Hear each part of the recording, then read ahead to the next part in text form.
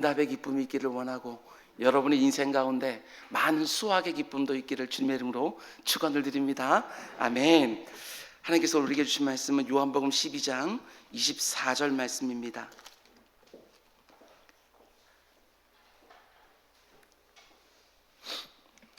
요한복음 12장 24절, 신약성경 168페이지입니다. 요한복음 12장 24절 말씀, 우리 한 목소리 함께 읽겠습니다. 시작.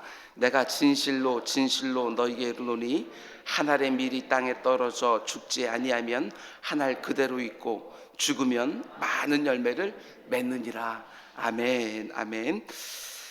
새벽 강단에 올려진 예물들이 있습니다. 주님 은혜에 진심으로 감사합니다.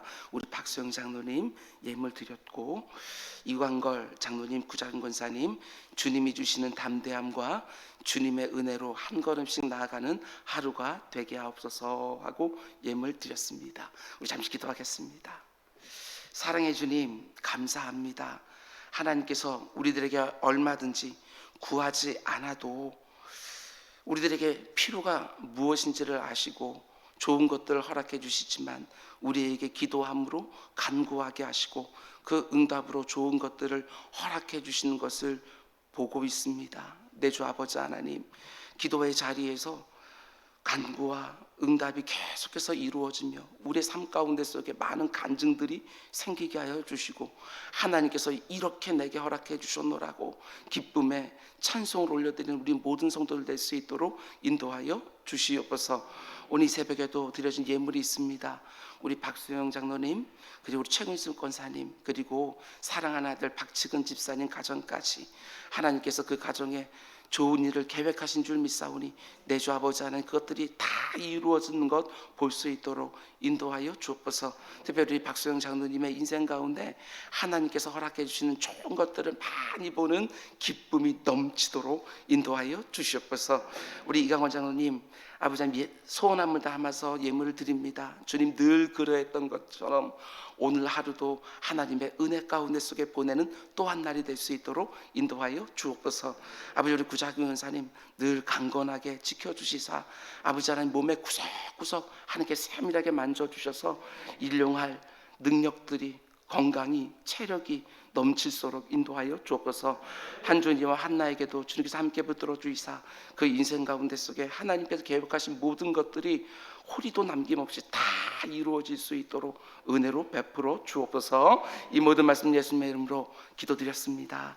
아멘. 아멘. 지난주 잘 주무셨습니까? 오늘도 승리 날인 줄 믿습니다. 아멘. 오늘은 2021년 은자교회 4차 온라인 특세 네 번째 시간입니다. 오늘 말씀의 제목을 어젯밤에 잠을 자면서 고치고 오늘 새벽에 부랴부랴 또 스크린과 또 동영상의 제목들을 좀 바꿔 놓았습니다. 오늘 말씀의 제목은 내가 바로 선교사고 내가 가는 곳이 바로 선교지입니다. 이런 제목으로 말씀 전하도록 하겠습니다. 내가 바로 선교사고 내가 가는 곳, 오늘 가는 곳이 바로 선교지입니다 라는 제목으로 말씀 전하도록 하겠습니다. 이런 제목으로 선교적 교회, 선교적 인생이라는 주제를 가지고 오늘 하나님의 음성을 들으려고 합니다. 매번 말씀들이 마찬가지지만 오늘 새벽 말씀도 너무너무 중요합니다. 잘 들으시고 오늘 기도 제목으로 삼는 우리 모두가 되기를 주님의 이름으로 다시 한번 부탁을 드립니다. 여러분, 요즘도 양적인 성장을 경험하는 교회들이 종종 있지만 불신자들이 전도되어서 오는 경우는 매우 드뭅니다. 대부분은 수평적 이동을 통해서 교회들이 양적인 성장을 이루는 것이지요.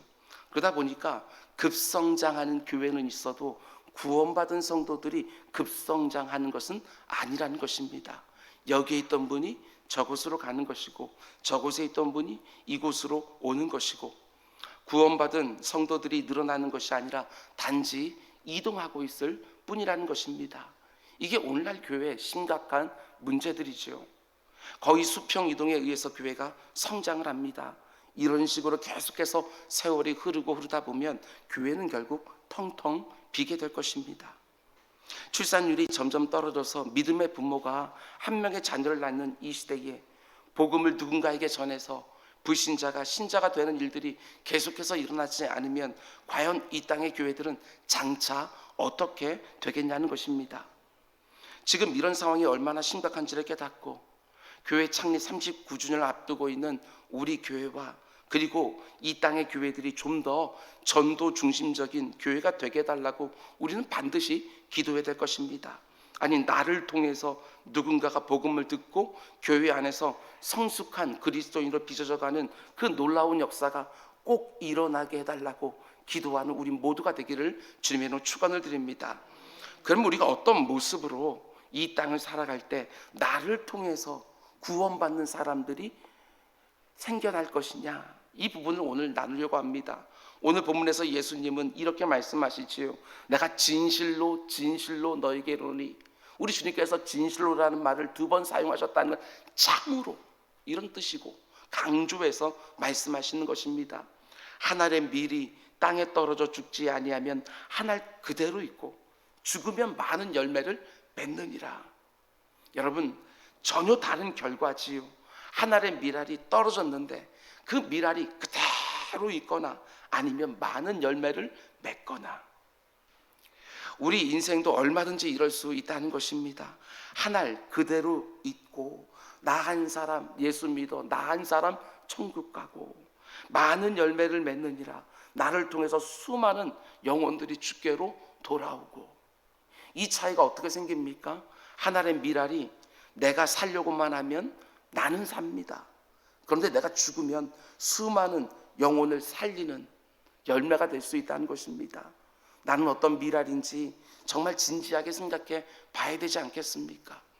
교회의 부흥도 마찬가지고 영혼 구원과 하나님 나라의 확장도 마찬가지입니다.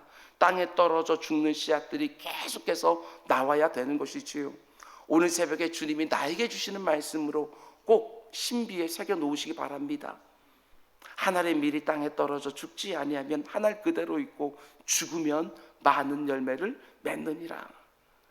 강단에서 말씀을 온전히 바르게 전하기 위하여 기꺼이 자신을 내어놓는 설교자들이 더 많이 나와야 될 것이고, 주님의 몸된 교회를 세워가기 위하여 자신을 기꺼이 희생하는 성도들이 더 많이 나와야 될 것이고, 아직도 예수 그리스도를 모르는 영혼들을 주님께 인도하기 위하여 자신의 모든 것들을 헌신적으로 내어놓는 복음 증거자들이 더 많이 나와야 교회도 부흥하는 것이고 누군가가 복음을 듣고 하나님 나라도 확장되지 않겠습니까?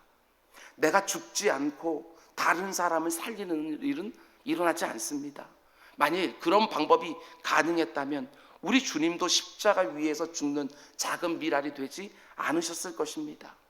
가정 안에서도 마찬가지고 일터에서도 마찬가지입니다. 내가 살려고 하는 것이 아니라 내가 죽으려고 하면 내 곁에 있는 많은 사람들을 살릴 수 있다라는 것이지요. 우리가 어떻게 살 때 많은 사람들을 주께 인도할 수 있는지 한 사람을 소개해 드리려고 합니다. 사도행전 9장을 보면 한 알에 썩어지는 밀알이 등장을 합니다. 거기 보면 여제자라고 표현되고 있는 한 여인이 등장하는데 그녀는 과부입니다. 도르가라고 불리기도 하고 다비다라고 불리기도 하는 한 과부이자 그리스도의 제자입니다. 결코 쉽지 않은 인생이었습니다. 그 당시에 가장 힘들게 살았던 사람들이 과부와 고아와 나그네 아닙니까? 다비다가 바로 그 중에 하나인 과부였던 것이지요. 다른 사람들의 도움이 있어야지만 삶이 가능해지는 이 여제자가 그런데 어떻게 살았느냐? 싹바느질로 어렵게 살아가는 또 다른 과부들의 옷을 지어주면서 살았던 것이지요. 너무나 귀합니다. 과부가 과부의 마음을 안다는 말이 있는 것처럼 자신이 과부이기 때문에 그들의 어려움을 아는 것이지요. 자신도 어려운 처지에 있으면서도 성경은 그녀에 대해서 이렇게 말합니다. 선행과 구제하는 일이 심히 많았더라. 참 귀하지 않습니까? 사람이 꼭 많은 것을 가지고 있어야 선행을 하고 구제하는 일을 하는 것은 아니다.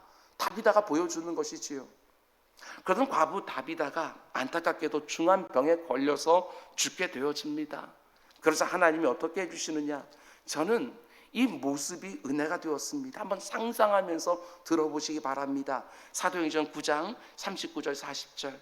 베드로가 일어나 그들과 함께 가서 이르매 그들이 데리고 다락방으로 올라가니 모든 과부가 베드로 곁에 서서 울며 도르가가 그들과 함께 있을 때에 지은 속옷과 겉옷을 다 내보이거늘 베드로가 사람들을 다 내보내고 무릎을 꿇고 기도하고 돌이켜 시체를 향하여 이르되 다비다야 일어나라 하니 그가 눈을 떠 베드로를 보고 일어나 앉으니라. 이 장면을 상상해 보았더니 가슴이 정말 뭉클해집니다. 저는 이 장면을 보면서 우리의 인생이라는 것을 생각해 보았습니다. 아, 이렇게 사는 것이 진짜 제대로 사는 거구나, 이런 생각이 듭니다. 수많은 과부들이 다비다가 지어준 속옷과 겉옷을 베드로에게 내보이면서 이것도 다비다가 지어주었다고, 저것도 다비다가 지어주었다고 그러면서 너무나 슬피 울고 있는 것이지요. 장례식장에 가면 그 사람이 생전에 어떻게 살았는지 그래도 감이 옵니다. 다비다의 죽음이 많은 사람들을 지금 울리고 있는 것이지요. 이 부분을 묵상하면서 저는 다비다의 삭바느질을 이렇게 묵상했습니다. 그녀의 삭바느질은 부활하시고 승천하신 예수님을 다시 눈에 보이게 하는 도구가 아니었을까? 그냥 삭바느질이 아닙니다. 그녀의 삭바느질은 자신이 믿는 예수 그리스도를 전할 수 있는 그녀에게는 최선의 방법이었던 거예요. 아니, 그것밖에는 할 수가 없었을지도 모르겠습니다. 어떻게든 예수 그리스도의 사랑과 희생과 섬김을 표현하고 싶은데 자신이 할 수 있는 것은 삭바느질인 거예요. 그래서 그걸 가지고 하고 있는 것이지요. 그녀가 만든 옷들은 어렵게 살아가던 과부들에게는 그냥 옷이 아니라 소망의 옷이었을 것이고 자신들을 위로해주고 응원해주는 사랑의 옷이었을 것입니다. 자기들의 마음도 각박해지기 쉬울 텐데 자기들과 똑같은 과부인 다비다가 이렇게 섬기고 나누는 것을 보면서 어쩌면 그 과부들의 마음도 더 넉넉해졌을지도 모르겠습니다. 자신도 어렵게 살았지만 삭바느질로 옷을 만들어 시장에 팔지 않습니다. 마치 한 알에 썩어지는 미랄처럼 그 옷으로 예수 그리스도를 드러내고 있는 거예요. 그녀는 정말 참 제자가 맞습니다. 선행과 구제하는 일에 힘을 쓰던 한 과부가 다시 살아난 일로 어떤 일이 벌어지느냐. 이어지는 41절과 42절, 베드로가 손을 내밀어 일으키고 성도들과 과부들을 불러들여 그가 살아난 것을 보이니 곧 욥바 사람이 알고 많은 사람이 주를 믿더라. 그렇습니다. 다비다는 하늘에 썩어지는 미랄과 같은 인생이었습니다. 그녀의 선행과 구제하는 일, 그리고 그녀를 다시 살려주신 하나님의 능력, 수많은 사람들이 그것을 보고 주를 믿게 되어지는 거예요. 다비다와 같은 인생 나도 한번 살고 싶지 않습니까? 뿐만 아니라 이런 점도 보셔야 됩니다. 특별히 41절 말씀에서 성도들과 과부들이라고 구분해 놓은 것을 보면 다비다의 삭바느질을 통해서 옷을 입게 된 사람들은 그리스도인들만 있었던 것이 아니라 비그리스도인도 있었다는 것을 말해주는 것입니다. 다비다의 섬김을 통해서 비그리스도인들이 예수 그리스도를 만나고 회심하고 구원을 얻으면 너무나도 좋겠지만 다비다가 삭반을 통해서 옷을 지어준 것은 단지 그들의 회심만을 목표로 한 것이 아닙니다. 이게 중요한 거예요. 다비다는 회심의 여부와 상관없이 그리스도인들과 비그리스도인들을 구분 없이 섬긴 것이지요. 우리 교회의 섬김과 나눔도 구분하지 않고 교회의 울타리를 늘 넘어서야 할 것입니다. 그리스도인이나 비그리스도인 상관없이 섬길 때 누군가가 회심하고 주님께로 돌아온다면 너무나도 감격스러운 일이 되겠지만 잘 들으시기 바랍니다. 그들을 회심하기 위해서 섬기는 것이 아니라 우리가 회심했기 때문에 섬기는 거예요. 다시 말씀드립니다. 그들이 회심하기 위하여 우리가 무엇인가로 섬기는 것들이 아니라 우리가 회심한 사람이기 때문에 우리는 그들을 섬기는 것이지요. 이게 너무나도 중요합니다. 그 섬김을 통해서 누군가가 주님 만나고 회심하게 되어진다면 그것은 너무나도 감격스러운 일이지만 여러분, 우리는 이웃을 사랑하는 것입니다. 누가 너의 이웃이냐 할 때 그 이웃에는 단지 교회 안에 있는 사람들만이 아니라 교회 밖에 있는 사람들도 다 해당이 되어지는 것이지요. 다비다의 삭바느질이 그리스도를 눈에 보이게 하는 통로가 되었던 것처럼 여러분과 저의 삶이, 그리고 우리 교회 사역이 그리스도를 눈에 보이게 하는 통로가 되기를 주님의 이름으로 축원을 드립니다. 내가 교회 안에서 하는 일과 교회 밖에서 하는 일과 또한 일터와 삶에서 하는 모든 일들이 그리스도를 보여지게 하는 일에 쓰임 받기를 주님의 이름으로 축원을 드립니다. 사모하셔야 돼요. 자기 삶 하나 챙길 수 없는 과부인 다비다도 선행과 구제의 일에 힘을 썼습니다. 그녀의 삭반을 통해서 수많은 사람들이 그리스도의 사랑과 희생과 섬김을 경험한 것이지요. 그리고 수많은 사람들이 그녀를 통해서 주님께 돌아왔습니다. 이 새벽에 각자가 다 생각했으면 좋겠습니다. 내가 할 수 있는 삭바느질은 뭔가? 이걸 꼭 생각했으면 좋겠습니다. 여러분과 저를 통해서 누군가가 그리스도의 사랑과 희생과 섬김을 경험하고 주님께로 돌아오는 것을 보는 감격이 우리 모두에게 주어지기를 주님의 이름으로 축원을 드립니다. 우리가 잘 알고 있는 것처럼 예수님이 승천하시기 직전에 자신의 제자들을 뒤에 남겨놓으면서 마지막으로 소위 대위임령이라고 하는 유명한 말씀을 주십니다. 마태복음 28장 19절 20절 말씀 보면, 그러므로 너희는 가서 모든 민족을 제자로 삼아 아버지와 아들과 성령의 이름으로 세례를 베풀고 내가 너희에게 분부한 모든 것을 가르쳐 지키게 하라. 볼지어다 내가 세상 끝날까지 너희와 항상 함께 있으리라 하시니라. 여기서 너희는 가서라고 할 때 그 너희는 누구를 말하겠습니까? 단지 선교사를 얘기하는 것이 아니라 제자들 전부를 가리키는 것이지요. 선교사가 따로 있는 것이 아니라 성도들 모두가, 구원받은 진실한 성도들 모두가 바로 선교사라고 말씀하시는 겁니다. 예수님이 너희는 가서라고 말씀할 때 단지 해외로 가라 이 말이 아니라 우리가 가는 모든 곳은 선교지라고 이렇게 말씀하시는 것이지요. 우리 모두를 누군가의 선교사로 우리 주님은 파송하기를 원하시는 것입니다. 한번 생각해 보셔요. 성경에 선교사라고 하는 직책이 나옵니까? 안 나옵니까? 안 나옵니다. 선교사라는 말이 성경에 등장하지 않아요. 왜 없겠습니까? 다른 이유가 있는 것이 아니라 구원받은 성도들 모두가 다 당연히 선교사이기 때문에 굳이 지칭할 필요가 없는 거예요. 구원받은 모든 진실한 성도들은 다 보냄을 받은 선교사이지요. 우리가 구원받는 순간 선교 대상자에서 선교사가 되는 거예요. 다시 한번 말씀드립니다. 우리가 복음을 듣고 구원받는 순간 우리는 선교 대상자에서 선교사가 되는 거예요. 찰스 스펄전 목사님은 심지어 이렇게 말씀하셨습니다. 모든 그리스도인이 선교사가 되지 않으면 그리스도인 체하는 사기꾼들이다. 이렇게까지 말합니다. 우리가 신앙생활하면서 누군가에게 복음을 전하지 않고 있다고 한다면 그리스도인 체하는 사기꾼이다고 이렇게 말하지요. 내가 복음을 듣고 그 놀라운 구원을 얻었는데 어떻게 그 복음을 다른 사람들에게 또 전해주지 않을 수 있냐? 그건 불가능하다고. 아예 복음이 얼마나 소중한지, 그 복음이 내 인생을 어떻게 바꿔놓았는지 그걸 정말 아는 사람이라면 당연히 복음을 또 누군가에게 전해줄 수밖에 없다.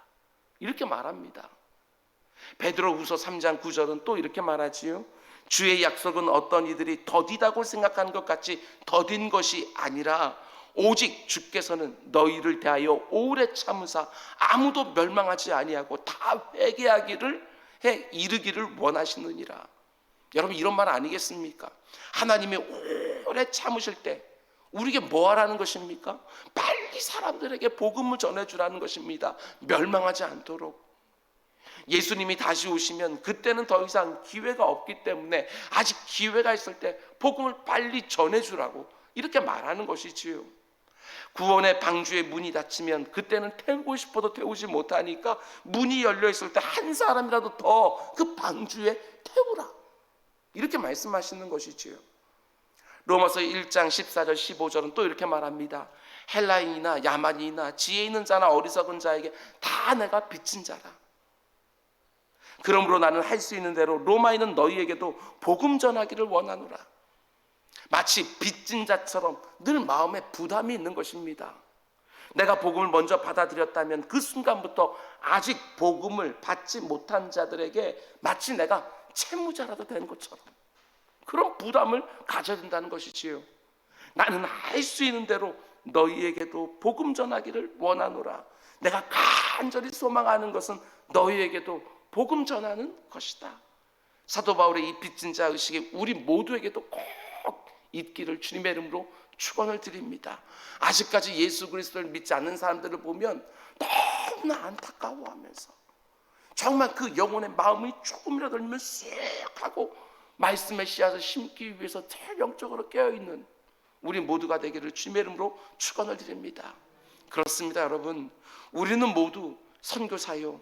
우리가 가는 곳은 모두 선교지라는 것을 기억하고 사셔야 됩니다. 해외로 파송되는 사람만 선교사가 아닙니다. 어떤 면에서 해외로 가는 선교사보다 삶의 자리로 들어가는 선교사가 훨씬 더 어려운 것입니다. 어렵고 힘들게 살아가는 제3국의 해외 선교사로 모든 것 내려놓고 나아가는 것 틀림없이 큰 희생이 필요한 거 맞습니다. 그러나 3터와 1터에서 생활 선교사로 헌신하는 것은 어떤 면에서 훨씬 더 복잡하고 훨씬 더 어려운 일일 수도 있는 것입니다. 생명부지에 처음 보는 사람에게 복음을 전하는 것은 쉬울 수 있어도 가정에서 늘 보는 사람들에게 복음을 전한다고 하는 것, 이거 정말 어려운 일이지요. 이런 점을 꼭 보셔야 됩니다. 사도행전을 보면 괄목할 만할 그런 복음의 폭발은 전문적인 선교사를 통해서 이루어진 것이 아닙니다. 평범한 성도들을 통해서 이곳저곳에 교회들이 세워지는 것을 보게 되어지지요. 평범한 성도들, 이름도 없는 익명의 평신도들에 의해서 교회들이 세워진 경우들이 얼마나 많은지 모릅니다.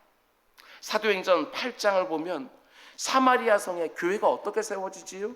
예루살렘 교회에서 신앙생활 하다가 그곳에 일어난 박해 때문에 흩어진 성도들에 의하여 그 원수처럼 여기던 사마리아 지역에 믿는 사람들이 생겨나기 시작해요. 멋지지 않습니까? 사도행전 11장을 보면 이방 땅에 최초로 세워진 안디옥 교회는 구브로와 구레네에서 올라온 몇 사람이 전도해서 세워진 교회였어요. 그 당시 세상의 중심이었던 로마에 세워진 교회도 사도들에 의해서 세워진 교회가 아닙니다. 예루살렘 교회가 세운 선교 전략에 따라 보내진 사람들에 의해 세워진 교회가 절대로 아닙니다. 그 지역에 살던 이름도 알려져 있지 않은 어떤 성도들에 의하여 세워진 교회인 거예요. 로마 제국의 박해가 극심하던 그 시대에 교회를 세운다는 것이 쉬운 일이었겠습니까? 아니요. 자기 생명을 걸어야 할 수 있는 일이었던 것이지요. 그런데 복음에 사로잡힌 씨앗과 같은 성도들이 그곳에 떨어져서 죽은 것이지요. 썩어진 거예요. 그리고 사마리아와 안디옥과 로마 각처에 교회들을 세운 것입니다. 지난 주일 설교 때 잠시 말씀드렸지만 우리가 자녀를 양육하는 것도 반드시 이런 의식이 있어야 됩니다. 자녀들의 심령이 내 인생에서 가장 중요한 선교지다. 이런 의식이 있어야지요. 자녀가 만나는 최초의 선교사가 바로 부모 아닙니까? 하나님이 내게 허락하신 자녀의 인생에서 내가 선교사라는 의식을 가지고 자녀를 그리스도의 신실한 제자로 양육해내는 것입니다. 어떻게 이 중요한 일생일대의 사역을 단지 교회 주일학교에만 위탁할 수 있겠습니까? 교회는 교회의 역할을 충성스럽게 감당하는 것이지만 자녀가 만나는 최초의 선교사는 부모라는 의식을 가지고 있어야 됩니다. 복음을 전해줄 뿐만 아니라 장성한 그리스도를 잘 양육해서 이 세상에 파송해야 하는 일을 부모가 반드시 감당해야 되는 것이지요. 우리 직업도 마찬가지입니다. 저와 여러분이 하는 일이 결코 다르지 않습니다. 저는 이 강단 위에서 선교적 사명을 감당하는 것이고 여러분들은 여러분의 1터와 3터에서 선교적 사명을 감당하는 것입니다. 똑같은 일을 하는 것이지요. 뿐만 아니라 사도행전에 나오는 기적들이 총 40개 정도 된다고 합니다. 그런데 그 40개의 기적들을 보면 이게 참 놀라운데 거의 다가 교회 밖에서 일어난 기적들이라는 사실이에요. 이게 우리에게 어떤 의미를 줍니까? 교회 안에서 기적을 보려고 하지 말고 교회 밖에서 내 3터와 1터에서 기적 보기를 사모하라는 것입니다. 하나님의 능력을 경험하기 원하십니까? 내 인생이 하나님의 능력이 드러나는 통로가 되길 원하십니까? 그렇다면 교회 밖으로 나아가 삼토와 이토에서 선교적 인생을 살아가라는 것입니다. 이런 말 많이 하지요. 선교지에 가게 되어지면 역사들이 많이 일어나다. 저도 많이 경험을 했습니다. 정말 그런 것 같습니다. 복음이 증거되는 곳에서 하나님의 능력이 드러나는 것을 보게 되어지는 거예요. 교회 밖으로 나아가 선교적 인생을 살아갈 때 하나님의 놀라운 능력의 역사들을 경험하게 되어지는 것이지요. 우리가 잘 아는 달란트 비유가 마태복음 25장에 나오는데 거기 보면 악한 종이 등장하지 않습니까? 착하고 충성된 종과 악한 종이 등장합니다. 그런데 왜 악한 종이라고 말하는지를 좀 보십시오. 그 종이 주인의 돈을 탕진했습니까? 그렇지 않아요. 그 돈을 가지고 육신의 쾌락을 꾀했습니까? 그렇지 않아요. 그냥 땅에 묻어두었을 뿐인데도 악한 종이라고 불렀어요. 오늘 본문하고 똑같은 의미입니다. 하늘에 미랄이 떨어졌는데 그대로 있어요. 그대로 똑같은 거예요. 내가 받은 달란트를 땅에 묻어두었다는 것은 어떤 의미냐? 사용하지 않은 거예요. 죽지 않은 거예요. 썩어지지 않은 거예요. 하나님께서 나를 이 가정에다가 뿌려놓으시고 저 일터에다 뿌려놓으시고 그 관계들 속에다 뿌려놓았는데 내가 죽지 않았어요. 내가 썩지 않았어요. 열매를 맺고자 하는 그 사모함이 없었던 것이지요. 그러니까 마태복음 25장에 나오는 악이라는 것은 우리가 한 행동만 말하는 것이 아니라 우리가 하지 않은 행동까지 포함되어지는 거예요. 하나님이 주신 것을 가지고 마땅히 해야 될 일을 하지 않았을 때 그것도 얼마든지 악이 될 수 있다는 사실이지요. 그러면 하나님이 여러분과 저에게 주신 가장 좋은 선물이 무엇이지요? 그게 바로 복음인 거예요. 복음. 가장 좋은 것을 가지고 있으면서도 그걸 사용하지 않는 것, 그걸 가지고 아무것도 하지 않은 것, 그게 바로 악이라는 것이지요. 다비다의 싹바느질, 그녀에게 있는 은사, 달란트예요. 그녀는 그것을 가지고 그것밖에 없었으니까 다른 사람들은 분명히 다비다보다 훨씬 더 많은 것을 가지고 있었을 텐데 다비다는 남편도 없어요. 딱 그거 하나 가지고 있어요. 그거 가지고서 사용한 거예요. 복음 전하는 일에 하나님께서 나에게 주신 모든 것들을 다 사용하여 많은 열매를 맺는 것, 어쩌면 내게 있는 소유를 흘려보내는 것이 내가 죽고 썩는 것일 수도 있겠습니다. 내 시간과 내 열정을 누군가를 위해 사용하는 거, 내 인생으로 보면 그것이 바로 죽고 썩는 것일 수 있어요. 근데 그것을 통해서 많은 열매들을 맺을 때 하나님께서는 착하고 충성된 종이라고 우리를 불러주신다는 사실입니다. 복음을 전하지 않는 것 자체가 얼마든지 악이 될 수 있다고 말씀하시는 거지요. 우리는 복음을 잘 전하지 않습니다. 얼마든지 우리 주님이 악한 종아 이렇게 말할 수 있는 것이죠. 내가 그렇게 좋은 내 아들의 생명값으로 이런 복음을 너에게 선물로 줬는데 네가 그것을 땅에 묻어두고 있구나. 여러분, 내가 바로 누군가에게 보내진, 그리고 세상의 한 부분으로 보내진 선교사입니다. 그것도 죽을 때까지 선교사라는 것을 기억하셔야 됩니다. 지금 내가 하고 있는 일들은 나이가 들면 은퇴할 수 있지만 내가 천국에 들어가는 순간까지 복음을 전하는 선교사로 살아가는 것이지요. 시간이 없어서 복음을 전하지 못합니까? 아니요, 시간을 내서 복음을 전해야지요.